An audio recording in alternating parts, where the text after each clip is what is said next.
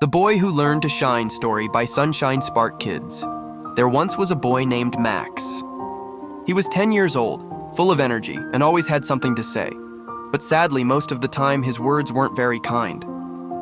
Max often spoke rudely to his parents. He never said please or thank you. And when he saw elderly people in his neighborhood, he would make faces or run past them without a second thought.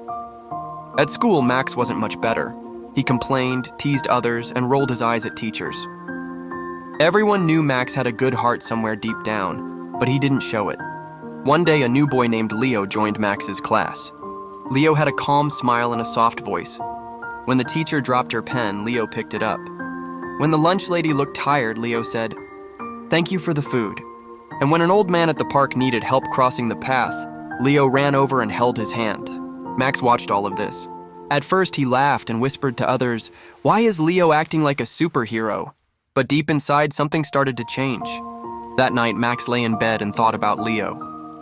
He remembered the old man's smile, the teacher's happy face, and how Leo's parents looked so proud when he spoke kindly.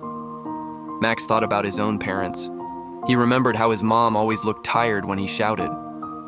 He remembered the time an old woman looked scared when he made fun of her voice. A heavy feeling grew in Max's chest. For the first time in a long while, Max felt sad. The next day at school, Max didn't say anything mean. At lunch, he picked up a piece of trash and threw it away. Later, when his mom picked him up, he surprised her with a quiet, "Thank you." Day by day, Max started to change. He wasn't perfect, but he was trying. He watched how Leo smiled, how he helped, and how he made people feel happy. Max wanted to be that kind of kid too. One afternoon, Max and Leo were playing soccer.